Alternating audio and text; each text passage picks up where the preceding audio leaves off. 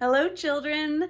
This is Miss Sarah, and I've come back to give you the reward that you earned by doing a wonderful job in our ballet class. It's the puppet story! Puppet story for Cinderella by Sergei Prokofiev. So, like every puppet story, we're going to have our 3 rules.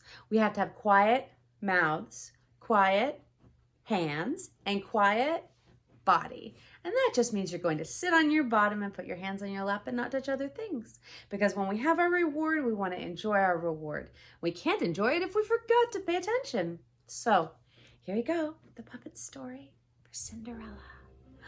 Do you hear it, dancers? Long ago, there was a little girl named Ella. And one day her mother got sick and she cried and cried. Her father got worried. Do you hear him? He ran all over the world looking for someone who could help.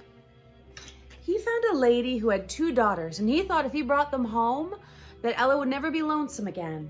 So he said, "Will you marry me?" And the lady said, "Sure." And there they went. When they got home, Ella said, "Welcome." And the stepmother said, "Thank you," and walked on by without a hug.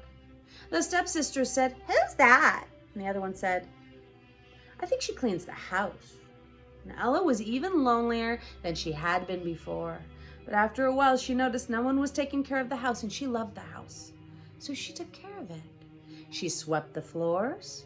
She scrubbed the floors like you did today, and she set the table.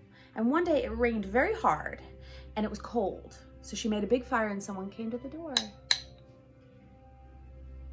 The lady who came to the door was cold and trembling. Ella said, "You look so uncomfortable. I've made a very big fire. I can help.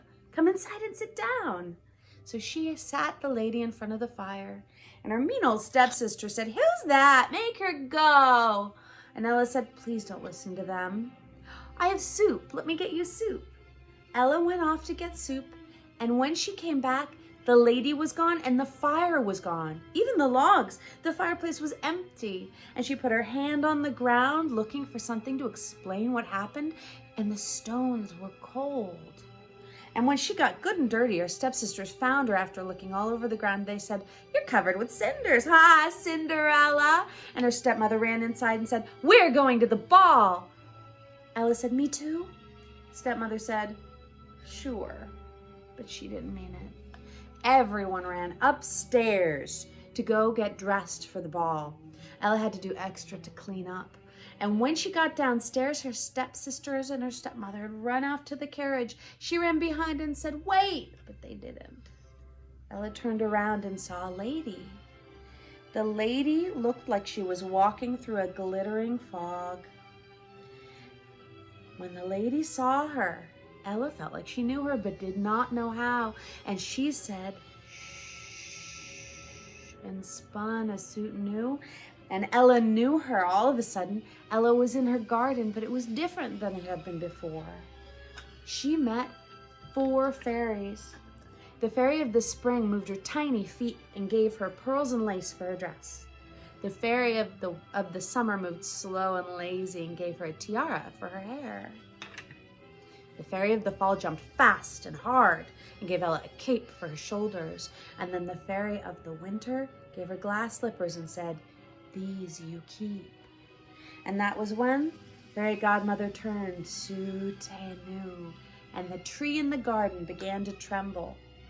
The tree shook so hard it split into 2 pieces, and out from the middle of the tree came 12 trolls.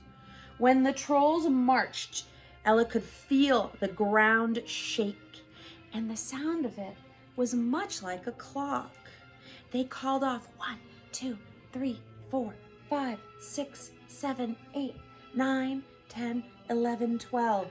And when all of them were together, they circled Ella and they marched around her and said, "Magic ends at midnight."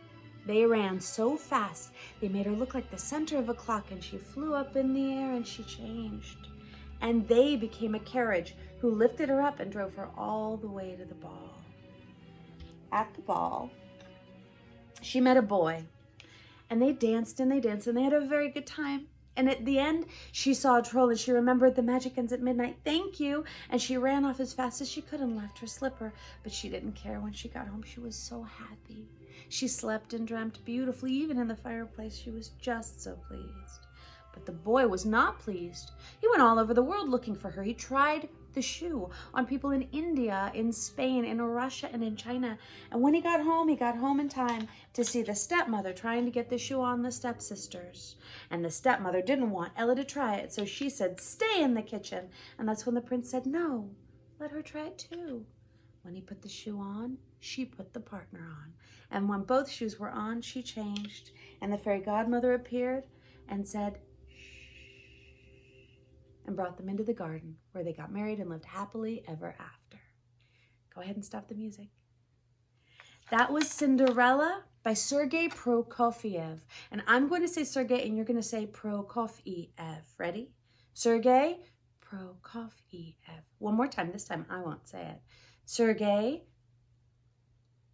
Good job, dancers. I am so proud of you. I'm sorry that I can't see how well you're doing today because it's one of my favorite things about dancing with you.